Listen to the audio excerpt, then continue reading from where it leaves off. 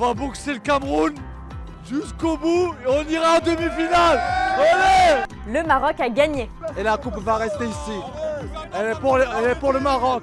Dima Maroc. Le Cameroun s'est imposé. Je suis fier de vous les gars. Bemo, on a la même tête. On va gagner. Bemo, on a la même tête. On a la même... Vendredi, c'est un match de Lyon. On verra entre le Lion indomptable et le Lion de l'Atlas qui est meilleur. Et je crois bien que la guerre des supporters a déjà commencé.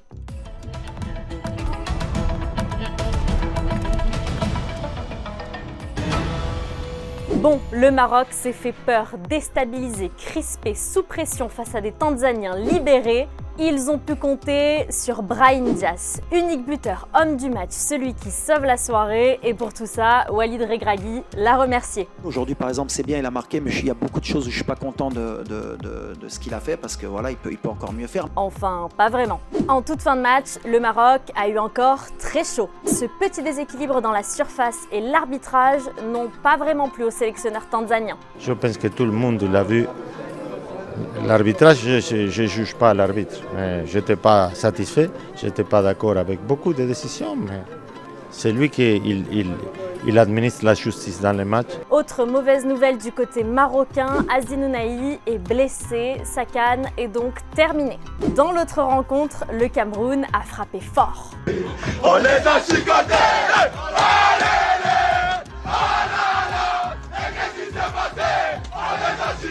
Victoire 2-1 face à l'Afrique du Sud, les Lions indomptables filent en quart face aux autres Lions, ceux de l'Atlas, et ça promet. Nous avons éliminé l'Afrique du Sud, nous avons vengé le Maroc. Maintenant il est temps de venger l'Afrique du Sud. Rendez-vous vendredi, merci. Les Africains doivent respecter les Camerounais parce qu'on est désormais un continent. On n'est plus un pays, on est un continent. Le continent camerounais. Hey! Comme le dessert, on aurait les Marocains. On va le bouffer comme le... Ouais. On va vous bouffer, on va vous bouffer. Le programme est lourd. À 17h, on se branche sur Égypte-Bénin. Les Pharaons vont-ils assurer? Et à 20h, Nigeria-Mozambique. Est-ce le piège en vue pour les Super Eagles? On vous donne quelques pistes, du foot et du feeling. C'est le prono du peuple. Nigeria-Mozambique, je pense une victoire facile pour le Nigeria, 3-0 aussi. 3-1 pour le Nigeria avec un doublé d'Osimhen, un but de Lookman. Je pense que ça va être un match un peu serré sur la première mi-temps, mais avec tout le talent des Super Eagles, je pense que c'est une équipe forte cette année. Franchement, je vois vraiment un 2-0 du Nigeria avec un doublé d'Osimhen. Égypte-Bénin 1-0, but marqué par Mo Salah. Je pense que ça va être un peu serré entre les deux équipes. Je pense que les Égyptiens vont marquer à la 90e minute.